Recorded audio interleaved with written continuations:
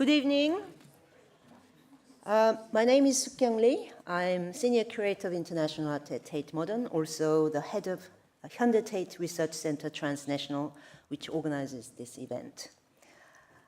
We are delighted to welcome everyone to this very special event in conversation with Rasheed Araeen on the occasion of the momentous Uniqlo Tate play, Zero to Infinity. The Research Center is committed to redefining global art histories and sharing balanced perspectives that challenge hierarchies. We use transnational as a term that provides a framework and a means of understanding, researching, and curating that encourages the idea that art, artists, and art histories are connected beyond their countries of origin. In doing so, we seek to challenge and revise dominant art histories by highlighting the global exchanges and interconnectedness of artists and ideas. Tonight, Tate curator Sadia Shirazi will be exploring the transnational trajectory of Zero to Infinity in conversation with the artist Rasheed Araeen. The conversation will explore the work's journey over 4 decades and across 2 continents, which also saw 13 different iterations of the work. The event is going to last around 1 hour, and there will be time for Q&A for the audience at the end. It is being recorded and live streamed to YouTube, the link for which can be found on the Tate website if anyone is actually very keen to do that also here. I'd like to extend my deep gratitude to Rasheed for being here tonight and generously sharing his perspective with us. I would also like to offer my sincere thanks to Sadia for convening and hosting the program this evening.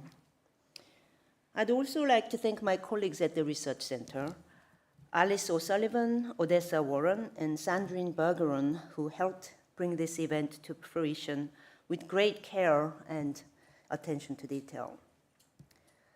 I'd also like to mention the great work and collective effort it took to bring this Uniqlo Tate play to the Turbine Hall.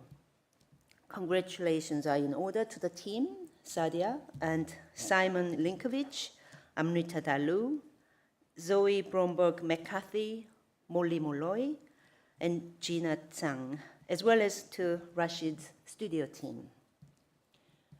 My huge thanks also go to Hyundai Motors, the Research Center's long-term partner, and the Art Lab team in particular for their continuing and generous support. It's been a great 5 years for me personally to be able to delve into some urgent yet hard to define questions through this platform and the center that is well supported by them. I am now pleased to hand over to Sadia Shirazi, Curator of International Art at Tate Modern. Thank you so much.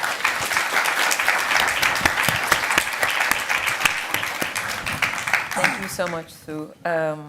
You all might not know this, or you might know it, but this is our first and last event together. I just wanted everyone to join me in wishing Sue well as she transitions to her new job as director at the Whitworth. We'll miss you very much, but we're very excited for what you'll do next in Manchester. Thank you so much. I also echo her thanks to the HTRCT team, to my own team here, and to Rasheed's studio, Peter Fillingham and Majella Dowdikin, without whom we would not have been able to do this project.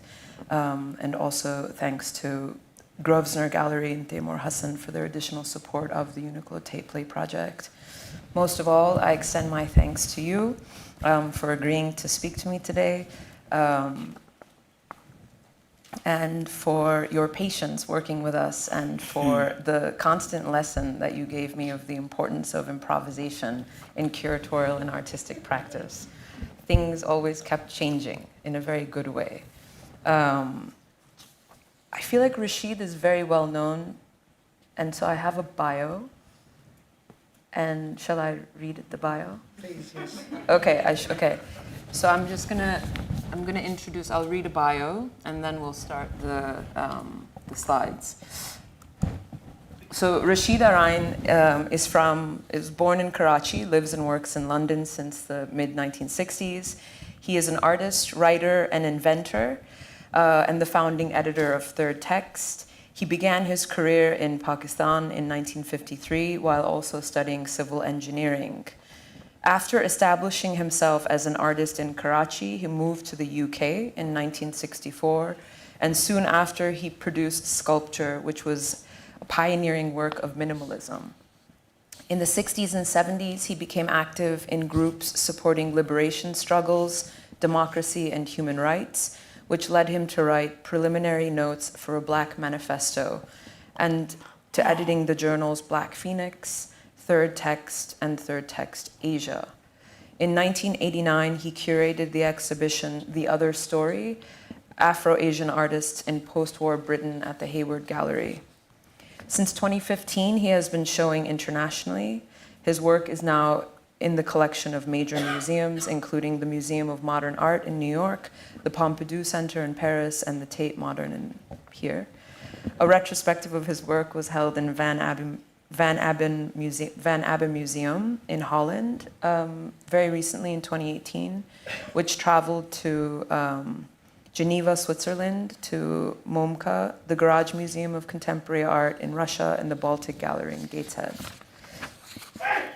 So I've put together a slideshow today that Rasheed will also be seeing for the first time along with you, and in which I basically am arguing and claiming that the idea, the ideation for Zero to Infinity, which you've seen installed in the Turbine Hall, began in Karachi in the 1950s, and then the kind of germinal seed was planted in Karachi, and that the project continued to have various iterations through which it evolves into the first installation of it, which happened in the 2000s in London in a gallery, and of which we see the latest iteration in the Turbine Hall, and the largest to date. So it's 400 latticed cube, open cube structures.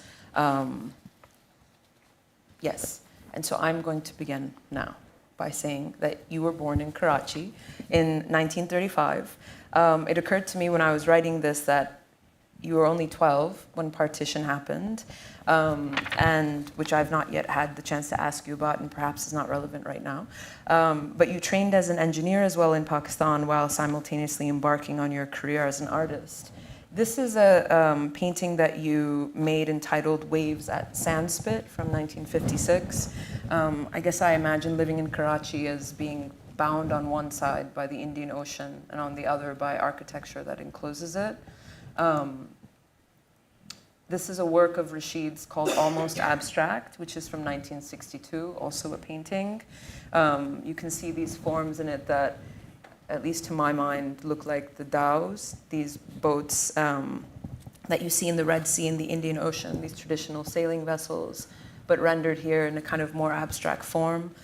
At this time, I know you were also drawing much more, not like realistic paintings, watercolors, also of the landscape and the built environment. And I thought to show the audience wind catchers in Hyderabad. So this is an image from the 1950s. You can see in the old city the wind catchers on the roof that are kind of natural ventilation system or a vernacular ventilation system in Sindh.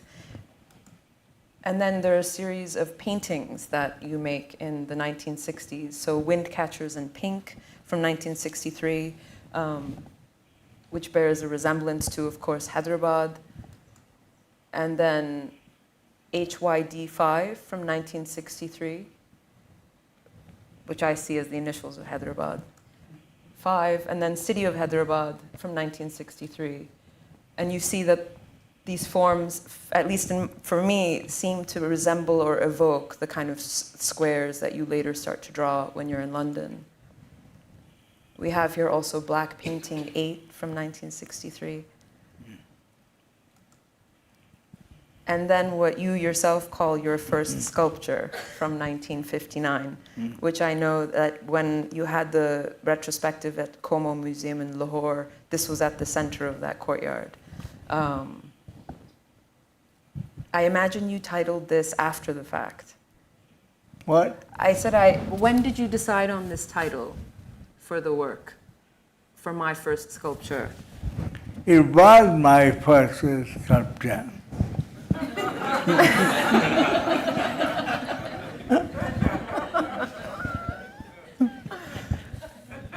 Okay. So it was.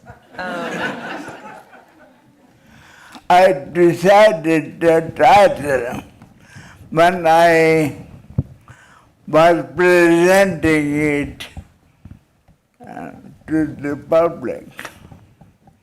It needed some title, so I called it my first sculpture. That's all. Nothing more. You told me that when you look at it, you see also the infinity sign. Yeah.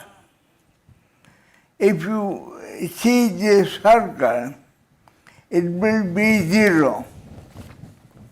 But if you twist the circle, it becomes the sign of infinity. So this sculpture has both. It has the 0 as well as infinity. So idea of 0 to infinity was already there in the work, but I didn't know about it. It took me 40 years to realize. As you have realized, my presence here after 60 years, because beginning, Sadia said she had to give a detailed description of my work because people wouldn't know my work. She was right. I have been here for 59 years. I work here, I wrote here, I exhibited here, I published books here, I produce journals here.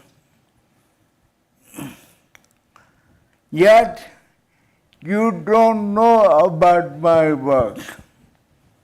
You have to ask yourself, why? I can't answer that question, except that I'm sitting on this chair for the first time.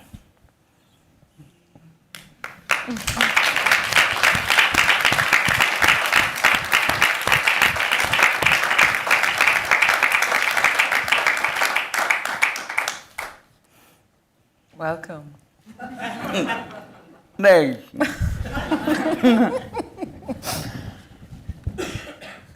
I think we're running out of time. Moving along. Melogo, so then we have a series of these, although it's true Rasheed has not been sitting in this chair, it's the first time. I think the Tate acquired 0 to Infinity in 2007 and only showed it in 2013. We also have these drawings that are actually in the collection.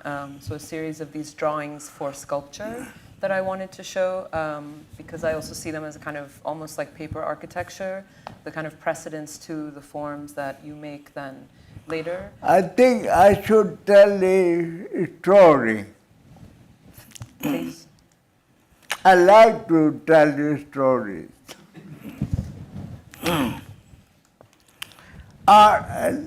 Tate ignored my work for 40 years, despite the fact they knew my work. I want to mention the name Sir Nicholas Rota. He knew my work since 1970 when he visited my studio at St. Catherine Docks. He must have realized then that my work was the pioneering work of minimalism. But still he ignored it. But why Tate became interested in my work in 2007? It is a bit of a mystery to me. But there was something in the background. I don't want to make a connection with it. It may be a coincidence. It may not be a coincidence.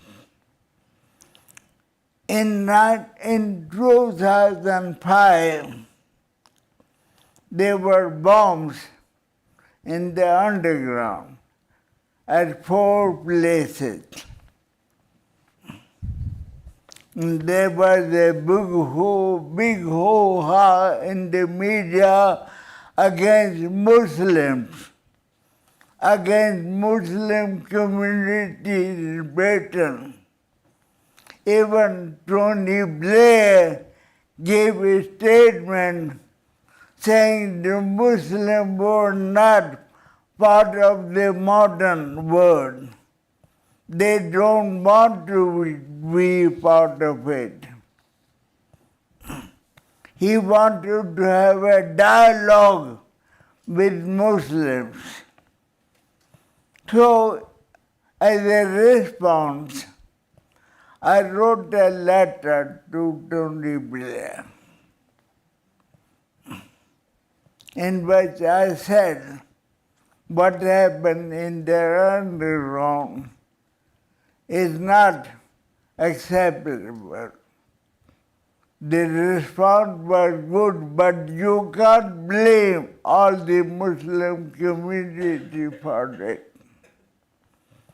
If you are saying there was no modern contribution of Muslim community to Britain, I can give you an example of my own work, which has been ignored by Britain. I wrote but he didn't reply. I wrote him again. He didn't reply. I wrote him third time, arguing him that we should have a dialogue. If he doesn't want to reply, he should pass on my communication to Department of Culture, which he actually did. And then I got a letter from the Department of Culture telling me how sorry they were, how they were trying to help black artists, blah, blah, blah. 3 months after that letter, I got a call from Tate saying they want to come and see my work. That's how it happened. And my work is with the Tate. You can decide yourself whether it was a coincidence or something happened in the background.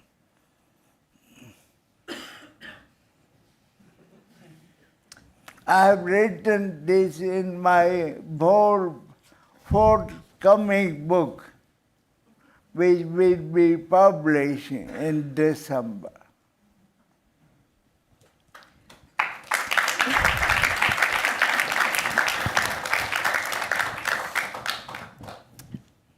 We are off script.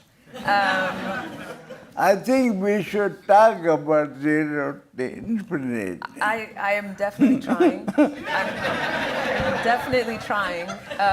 So I was trying to take you all through this kind of journey from Karachi, these early drawings, the wind catchers, the influence of the kind of regional architecture of Sindh, the paintings, and then now these I-beams. And we've had, we're already moving along. I'm just going to show some of these so that you get a sense of the artist's practice, so everyone can see that you were at some point working with industrial forms and industrial materials. You've mentioned that you're influenced by Anthony Caro. We can see it in these sculptures from the 60s. It's 1965.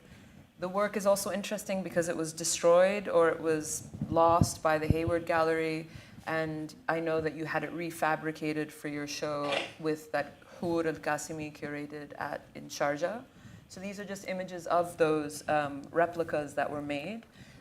So the originals were from the mid-60s when Rasheed is in London. And you're, of course, drawing. All of these drawings are written, they're all on graph paper because they're all on graph paper that has the note paper from the British Hydrocarbon Chemicals, which is BP before it became BP. So it seems like you were not working a lot in the office, but that you were working a lot on other things while you were at the office. But I worked for the BP, for the engineering section of British Petroleum. So during my lunch break, I used to scribble something, and that's how you have all the drawings. I had no studio, I had no means and resources to make a sculpture. So I just put my ideas on paper until 1967, when I began to make small maquettes. And so this is one of those small maquettes. No, this is the actual size work.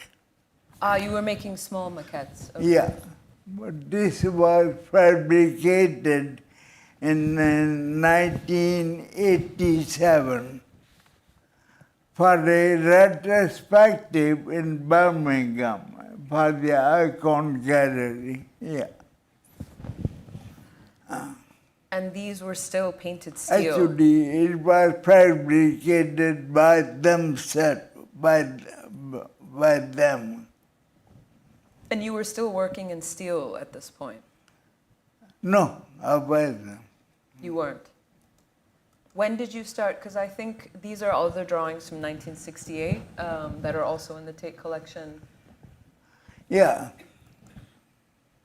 And then this is the poem. This is a poem that Kylie Gilchrist actually brought to our attention, who's doing a piece. That's a 68, I think. Yes. Yeah. Yeah, so this was she had found it in the Tate archives as part of Guy Brett's papers, and we were thrilled to see it and curated it as part of the exhibition in the Turbine Hall, so we photoshopped it a bit and blew it up so it would look like one poem. There are actually two poems, but it's quite an incredible poem. Do you want to say something? I never thought of it as a poem. How do you think of it? I just scribbled it. And what the title is really interesting, Biostructural Environmental Play. That was the first title I gave to Zero to Infinity. There was no way I could have done this work myself. I needed an institution to support my work. So I wrote to ICA with the proposal and used the title of their work, Biostructural Play, by which there are two elements here. Bio means human, and structure are the industrial structures. And then it went into hibernation for 40 years until 2003. Then I wrote a text, whole text, which is in my book, and called it Zero to Infinity. Yeah. And what inspired the title? Because I know it's also kind of a philosophical title. You've described that zero. I can't say what inspired me, but I thought it has to be something because the movement which emerges after the structure is broken and people begin to play with the cubes. And that process of playing can go on to infinity. Yeah. And I know that you made Char Yar in '68 also. And then it was refabricated in 2010. But was it also allowed to move in the gallery when you exhibited it? Sorry?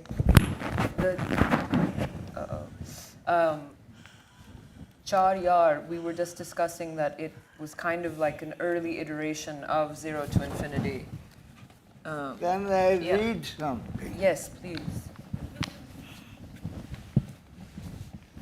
Instead of trying to explain myself.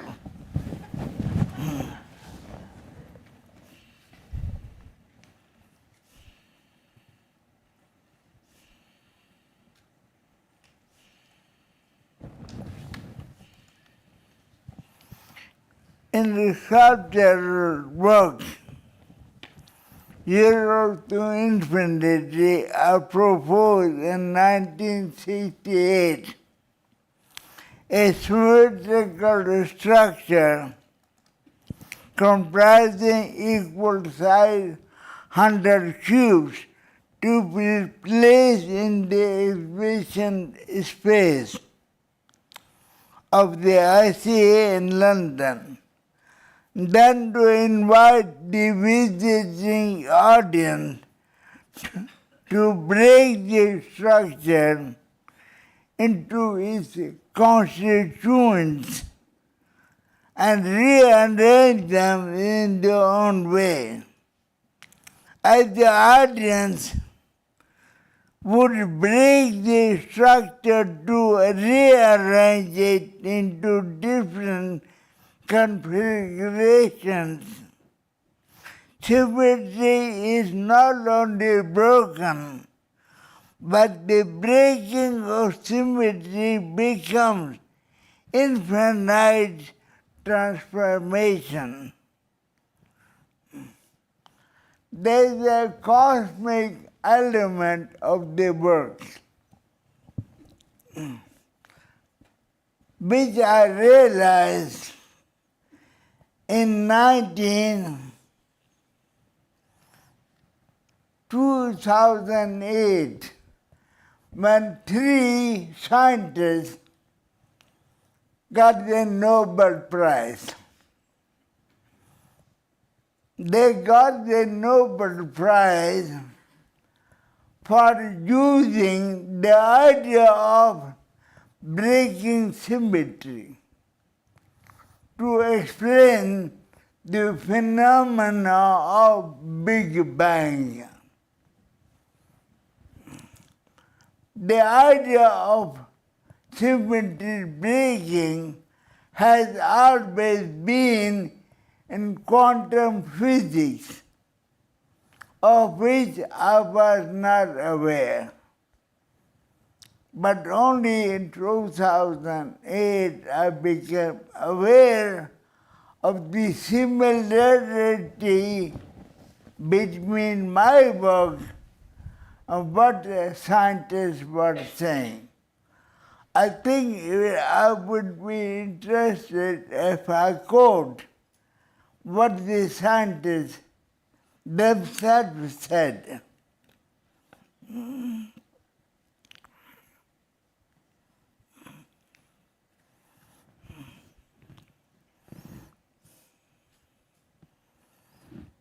An ordinary example of spontaneous, an ordinary example of spontaneous symmetry breaking is a dinner party in which glasses of water are set equivalent between each guest. Before anyone drinks, it would be possible for each diner to select the glass to the right or to the left. But once a person chooses, he or she breaks the symmetry, and everyone must follow his or her own lead. A key factor in the development of the widely accepted model of physics operates at the subatomic level. And then they say, broken symmetry predicted in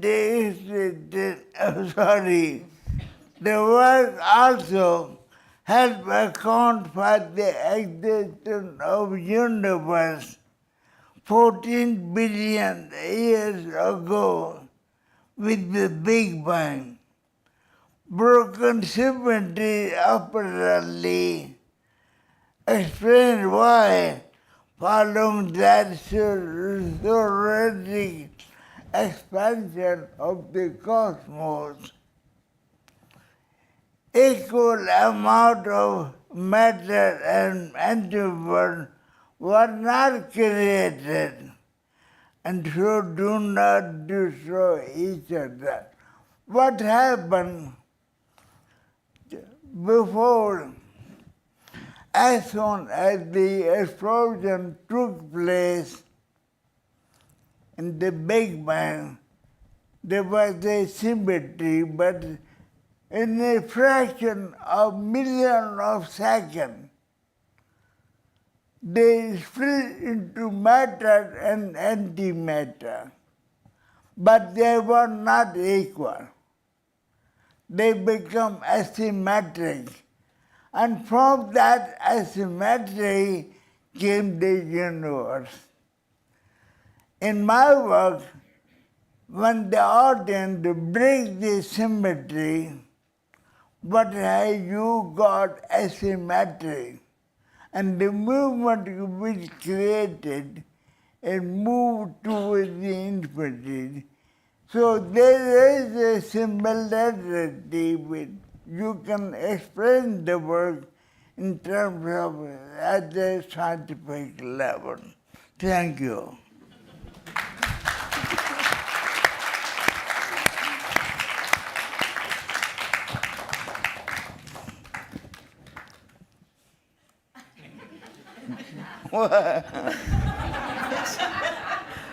Kuch nahi.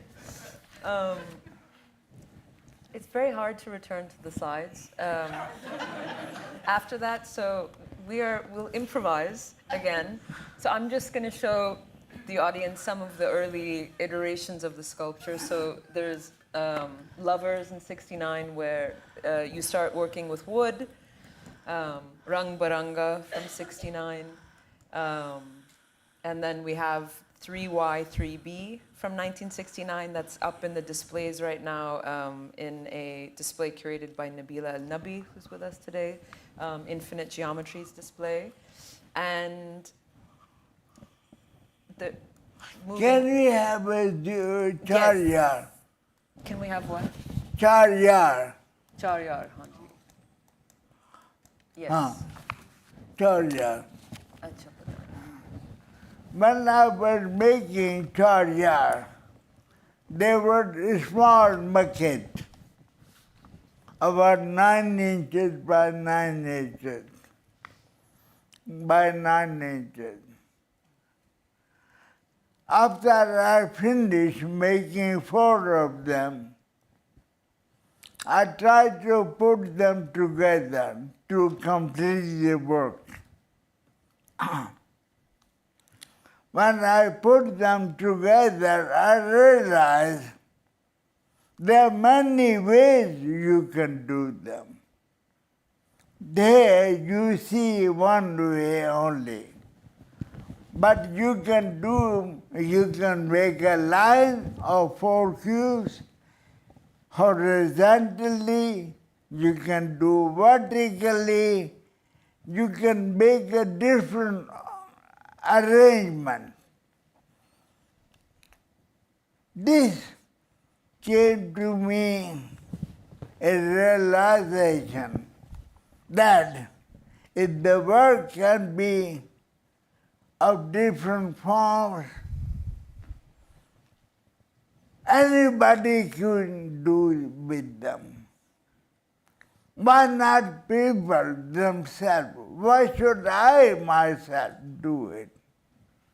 And from that emerged the idea of offering the work to the public so they can play in the same way I was playing in the beginning, out of which came the 0 to infinity.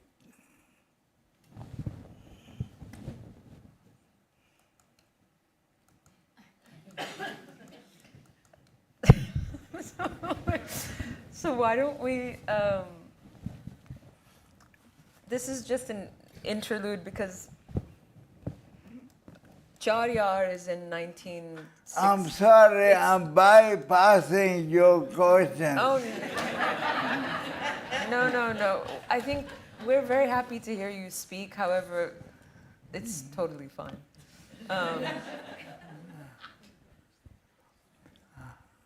Basically, the I work... think these are 2 forms of the Charyar, yeah. Yeah, Charyar. So it's like an early iteration of 0 to infinity. That means 4 friends. So the relation between 4 friends can move around, can constantly change. Were you having difficulty with friendships in the 60s?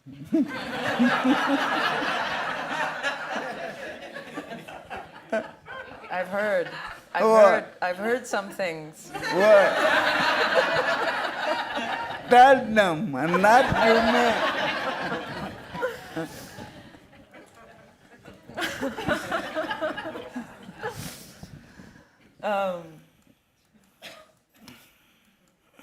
Yeah, so there's a period of between the 60s and 2000s, that's almost 2 decades, where you... 4 decades.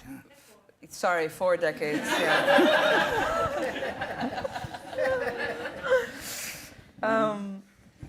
4 decades. But during which I wanted to also just show people what it was that you were doing in terms of writing and curating and exhibiting work. Yeah. And so there are a few slides here. So I know you had a show at Icon Gallery in Birmingham in the 80s. You curated, of course, The Other Story, Afro-Asian artists in post-war Britain in 1989 at the Hayward Gallery. I know that your work was included as part of that show and that some of the structures that we've seen that you recreated in Sharjah were lost by the Hayward Gallery. I know they also lost Iqbal Jafri's work. He never received it back. And these are just images that I wanted to show of that period. Is this, and I also found this image which has one of the structures on the roof of the Hayward Gallery, one of the early structures. That is outside Hayward Gallery. Okay. Yeah. Um, Part of the other story, yeah. right. And I mean, I was interested in just sharing with you all that Rasheed also founded Black Phoenix in 1978 with Mahmoud Jamal. There were 3 issues of it. He's also one of the founders of Third Text, just to show that it's not just making, your artistic practice also stretches across writing, across curating. You seem to be a pedagogue as well, based even on today's conversation with you. I think you're really invested in education, and you were also writing letters constantly to people. You were writing letters to critics, to curators, and also to art history departments, critiquing the fact that art history was so Eurocentric. Primarily, kind of racial, you were critiquing the racial geographic exclusions. It is. It is. It is. It's true that it is. And your first iteration of Zero to Infinity as Zero to Infinity happens in the early 2000s in a gallery, in Gallery 291 Gallery in 2004. And this is an image from 2022. Sorry, I'm bad with numbers, it seems. This is in America. This is in America, yeah. This is in St. Louis. Yeah. There's a nice image in here of the 2002, which I didn't include in the slides, but I can show it to you. like that. That's a blue, only in blue. Only in blue. And I think this is the work then that the Which is in Tate a acquired. Tate collection now. And it is considered to be precious object. Nobody can touch it. So they keep it in their storage. Instead, they made a replica of 400 cubes, which you can play with and break them. Doesn't matter now. This is going to be the slides where we discuss what happened in 2013, and in which the Zero to Infinity, the version that is in the Tate collection, in our collection, was displayed in the tanks. You've said It was shown in 2012 in one of the tanks below this building. And they invited few people to play with them, but only after they put the gloves. And after they were allowed only 1 hour, they played with them and they were asked to leave. And that was it. And then the whole went into storage. And it has come back in the shape of Zero to Infinity, which you see now. It has given birth to 400 children.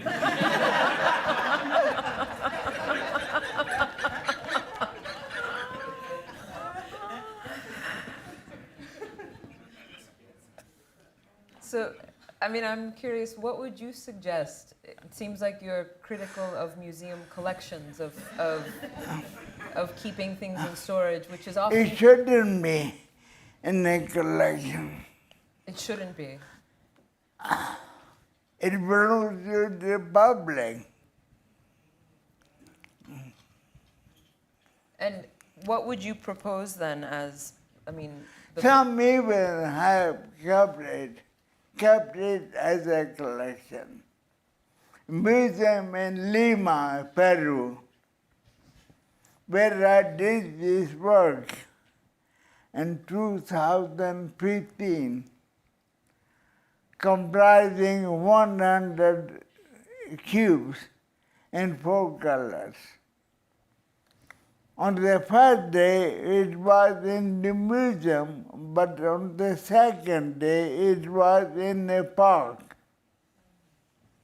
but then it went into their collection. They still have it in their collection, and occasionally they put it on display and let the people play for a few days, and again it goes back into the collection. Yeah. Because we've discussed amongst our curatorial team at the Tate, the idea, Catherine Wood has put forward this idea of the artwork as a score. Yeah. And it's kind of interesting to think about it alongside what you're saying, because it's possible to think of it as something that then is refabricated, because you've already refabricated much of your work. Yeah. Right? So it's possible, I mean, what do you think of that idea of a kind of artwork as a score that would be reproduced? So if Zero to Infinity was just reproduced as it became fragile, as it was handled by the public? Yeah, it is a process, ongoing process, which is more important.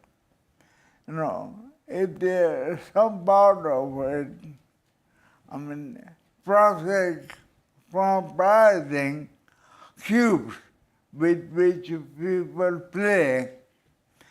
If some cubes are broken, they should be replaced. Or let the whole thing slowly breaks and disappears.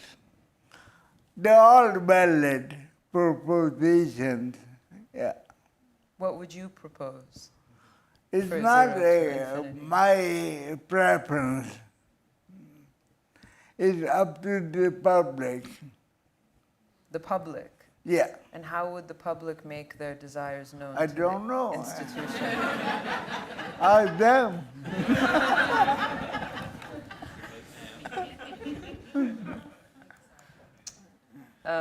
You like to break them?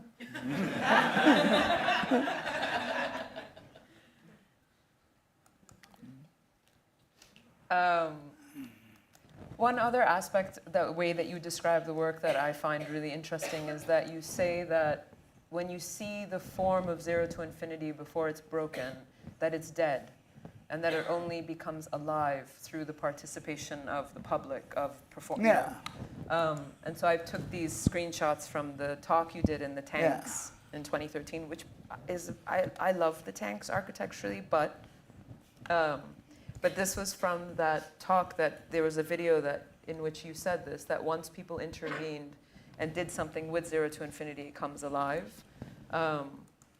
It's going up. Let's just go What ahead. about the before blue? Before the blue? That was in the tank. This was in the tank. Yeah. Yeah. Yeah. This is in the tanks. That was in 2012, the tank.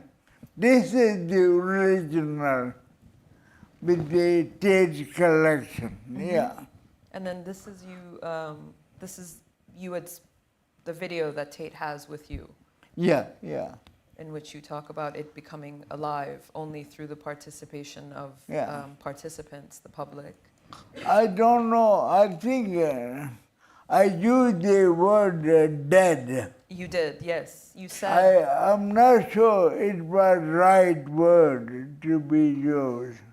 You've also described it as static, a static structure. What was there before Big Bang? We don't know, do we?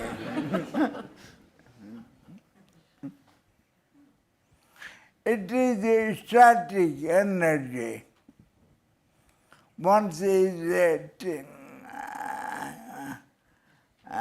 intervene and the structure of the symmetrical structure is broken, that energy is released and it creates a movement towards the infinity.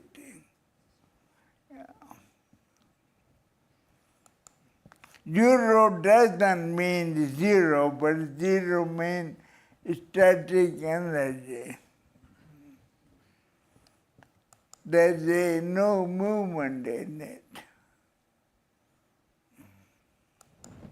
think that's a wonderful preface to look at images of the installation in the Turbine Hall. That's my work. That's the public work.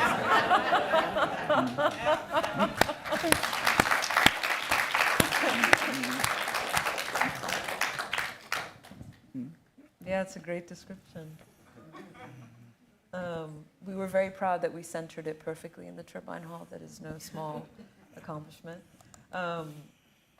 But I asked you when I had my first studio visit with you, I asked you, how does it feel, to be embarking on this project in the Turbine Hall? And we had the press preview on Friday, and you were, of course, present. How was it for you? Because I know you came back on Saturday and sat on the bridge and were watching the public interact with the work. I was curious how it felt for you. I was pleased.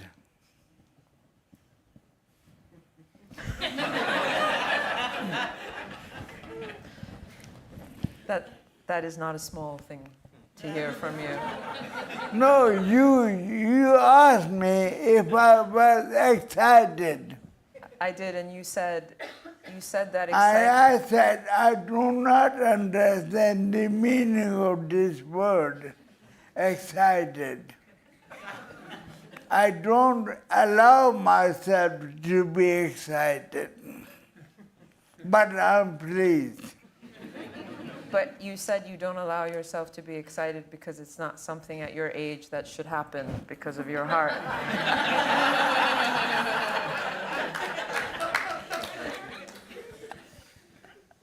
That's what I remember.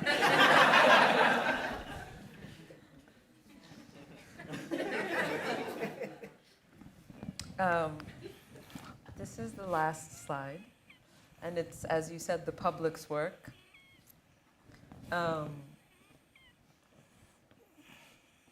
Yeah, I think it might be a good moment to open up. We wanted to also allow time for a question and answer with the audience. Thank you all for joining us. I did neglect just to introduce also our wonderful BSL British Sign Language interpreter. Her name is Sumaya Sintayeb. Many thanks to her for helping us, and to all of the audience that's watching online as well.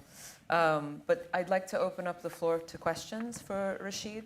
And I would just ask, I'll just preface it by saying that as the time counts down, I might ask you guys to share the questions, and then I'll kind of collate them and share them with Rasheed.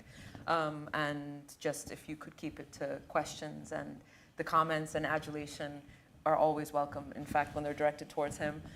So feel free to include those in the questions. Yes, do we have a mic? We do, okay. So we have a mic, and I see your hand, and you will get a microphone.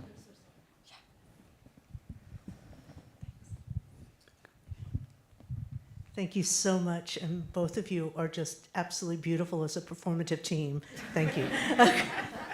And I'm going into the sense of performative at this moment, and when you mentioned score, and what I'm thinking from listening to you, which is brilliant, and thank you so much for the desire to allow, and also the generosity to allow the public to have their desire, their intervention with it, that there's not a specificity of being, that it's more about the interaction that is important.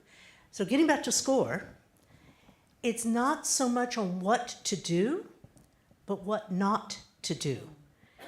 So if I were to ask you the question, if you were to devise a score, what would you write in what not to do?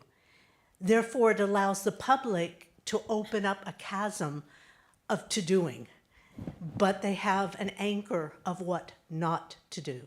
By the way, that comes from a fantastic choreographer that I've worked with for many years, Rosemary Butcher, who since passed away, and she always told me, figure out what the dancer or the performer should not do. Not what to do, but what not to do. So I asked you the question. Does that make sense? So she's saying that if we, you had mentioned that the public can do what they want with the work, and that it's through their participation that they make the work. She's asking, what would you, she was riffing on the idea of a score, of the work also as a score, and she's asking what, is there anything that you would ask the public not to do with the sculpture, with the work? It's a difficult thing asking people not to do.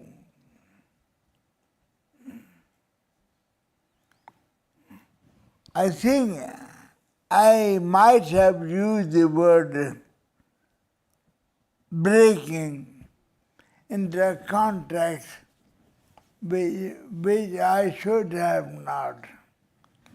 It might have been understood as the breaking of the whole thing. By breaking, I meant the breaking of symmetry, not the breaking of the structure themselves. Because once you break,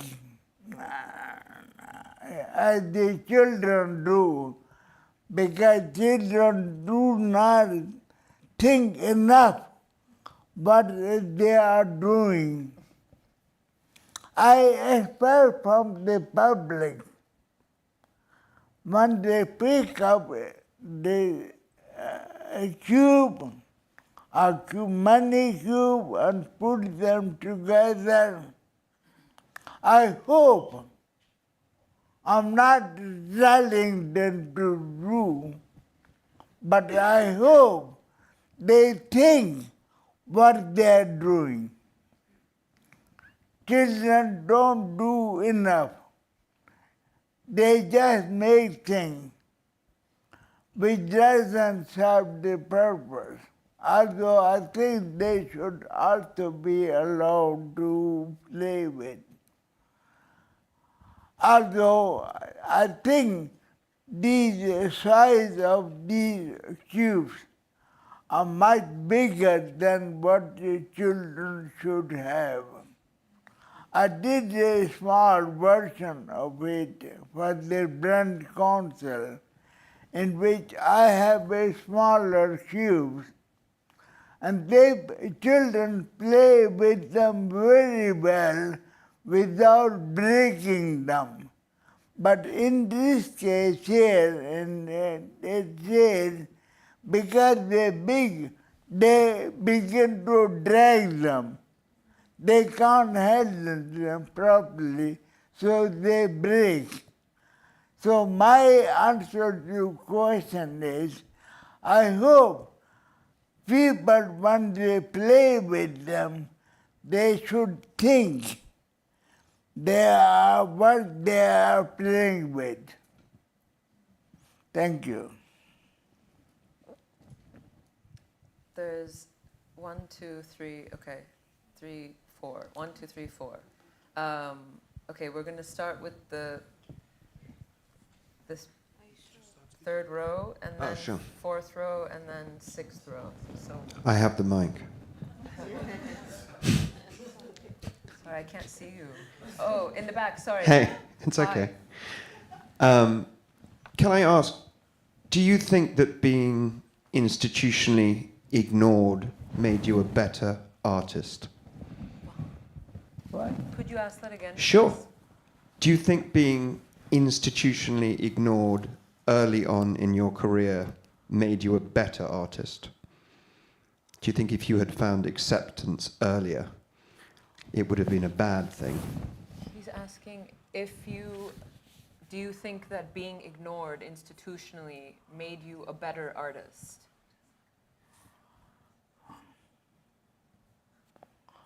I don't know how to respond to it, except to say the kind of work I did, I began to do in the 60s. I couldn't carry on with that work without the support of institutions, which I didn't receive. Whether I would have become a better artist with the support, but it would have helped me to produce, but I didn't. Also, with the support of institutions, my work would have entered into the public domain, and there would have been discussion about the nature of the work I did, and what was its significance, not only historically, but the society as a whole. But it did not happen because I did not have the support of institutions. Thank you. We have a few. Yes, you have the mic. Yes. Sorry, the lights are quite bright. Thank you very much. Absolutely lovely conversation. Rasheed Saab, I wanted to ask you, sort of following on from that question in a sense, the fact that your work is now within the public domain, within the public imagination, and also because through those institutional, roots, that it's dispersed and disseminated in so many different ways, from the children playing to us encountering it at the Tate Modern. How does that make you feel about the work and just the fact that it is already part of the way we are living, in a sense, the way we are sort of absorbing everything that you've done in the past? How does that make you feel? She's asking how it makes you feel now that the work is in the domain of the public. I very much hope,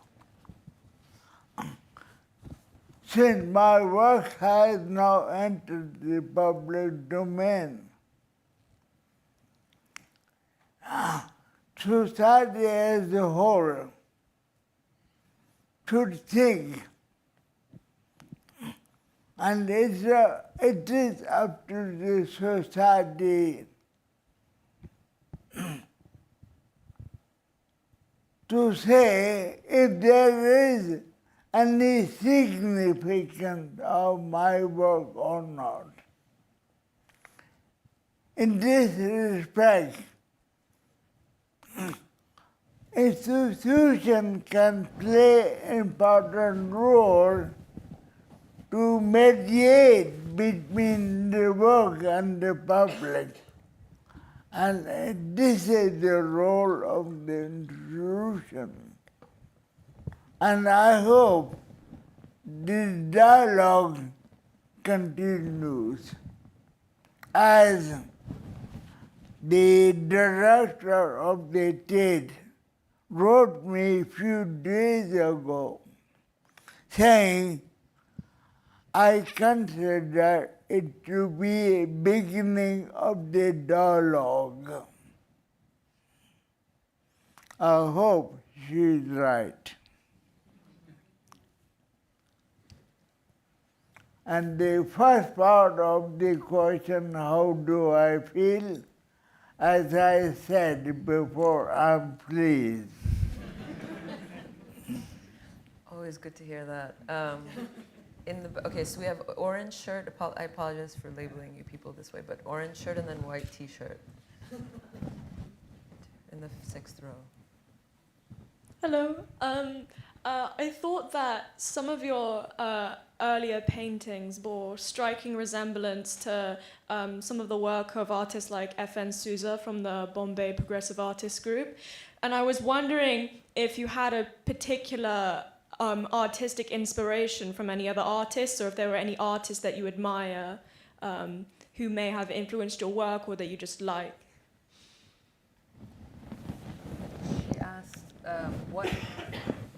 which artists do you admire or like? And that's how I'm going to convey it. There are many artists who have done a good work. I don't have any hero. That's, I think we can, the next question, the white t-shirt in the 6th row, and then I see.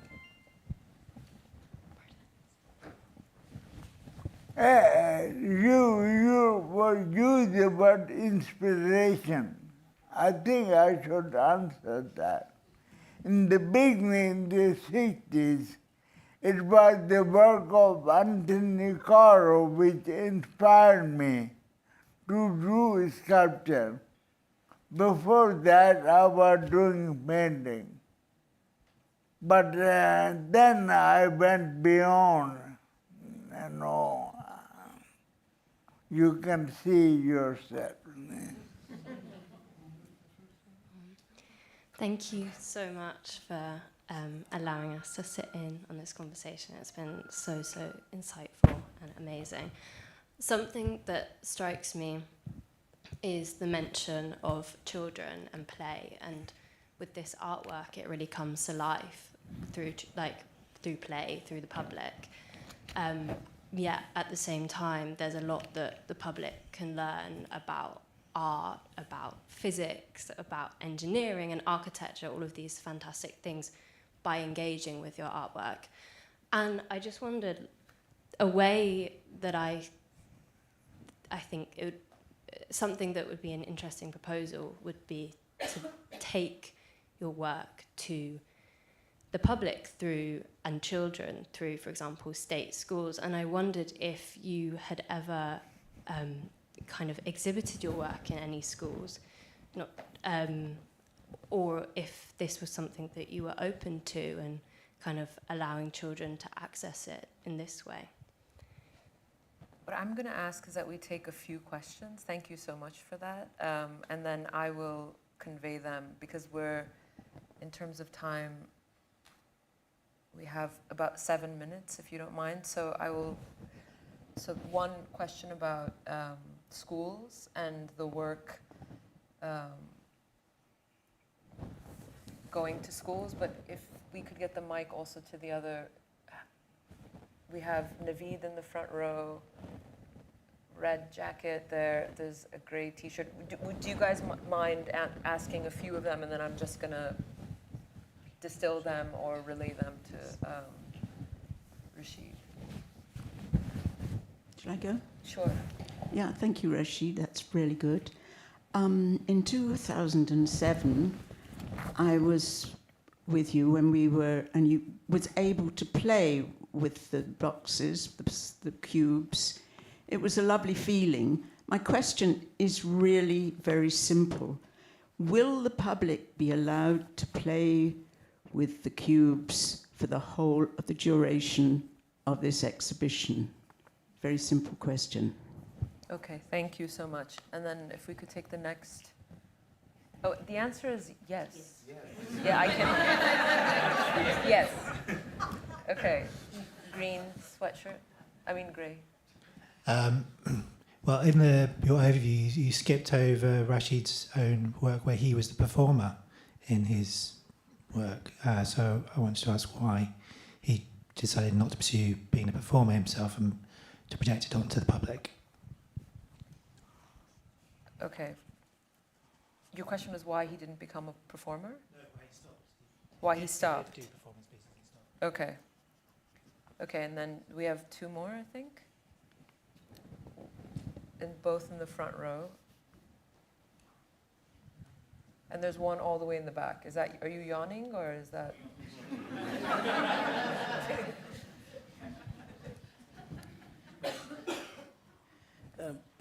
Rasheed Saab, it's a true honor as somebody from Karachi who's lived here for 30 years to see you here. And I'm very grateful to Dr. Shirazi for ensuring that this has happened. It's just shocking beyond belief that you have been kept out of the public domain, and it just reinforces that a lot of issues that we've struggled with in the past are ongoing. It's a journey. The first question is, how would you describe your relationship with Pakistan as somebody from Karachi who's been here for 30 years? It's a huge part of me, and as somebody who is inspired by you, I'd like to know what your relationship is with your home city in particular. Secondly, do you still feel like an outsider, assuming that you've said something about that? And finally, any regrets in life in general that you would be willing to share with the entire audience? Too much. I'm going to summarize, and then Naveed in the front row, and then I'm happy. And we're just going to take two more because it's a lot to distill down. Thank you so much, Rasheed Saab. I wanted to know, you have been quite an activist throughout your career as well, while being an artist. How would you say that your relationship with your practice as an artist and as an activist, or particularly this work, comes in line with the activism that you have been doing for the colored artist or the artist from the other side of the world? Okay. Is there anyone else? Because otherwise I'm going to begin the kind of to filter down. Great. And forgive me if I'll kind of splice some of the questions together.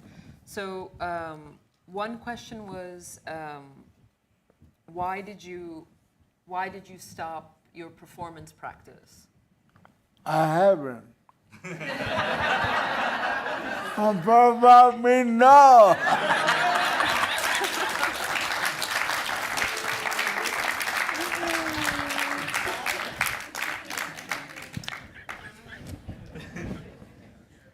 Another question was whether or not you would take this work to children in schools, whether that was of interest to you. Yeah. I haven't. I have done that. You have done that? Yeah. In Brent, Borough of Brent. The Brent Biennial. Yeah, I made a special work for children for a library in Wilton Green. Yeah.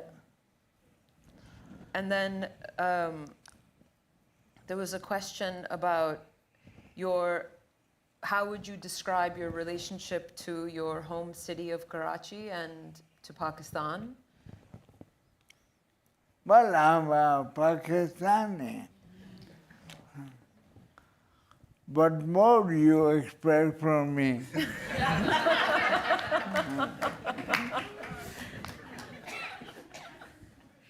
And then,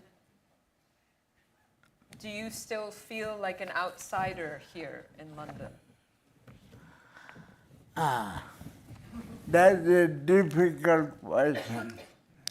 I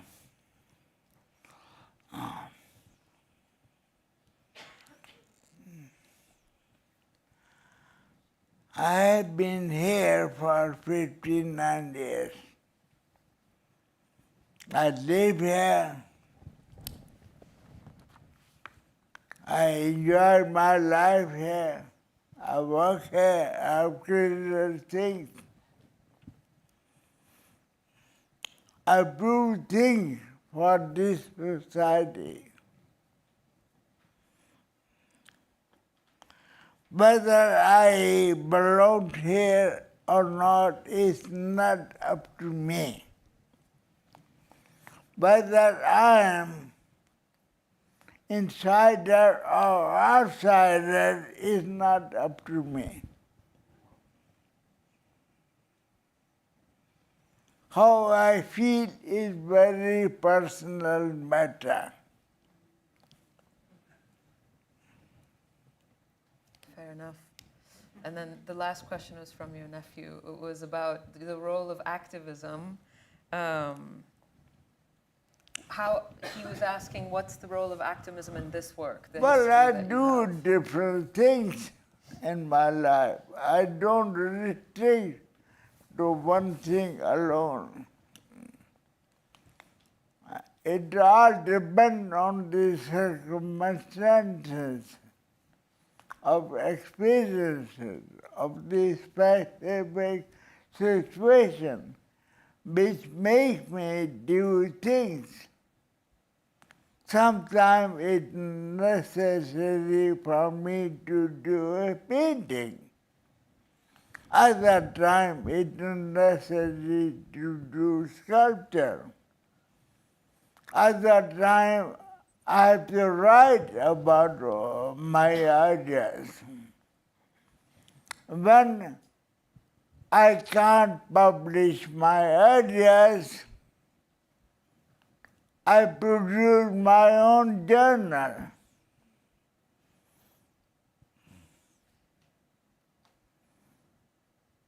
Sometimes I have to take part in a political activity,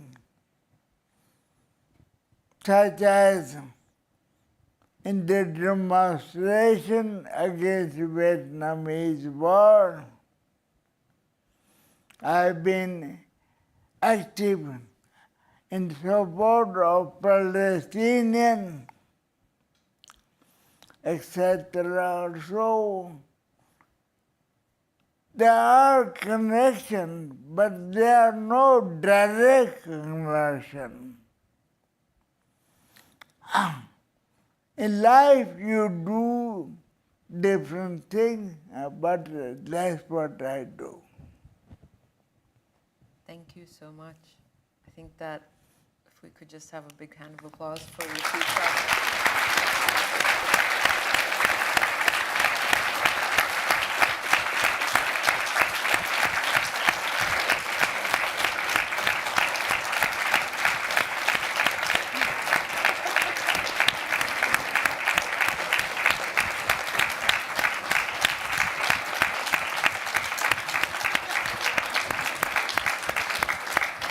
Thank you all for joining us online and in person. Appreciate it.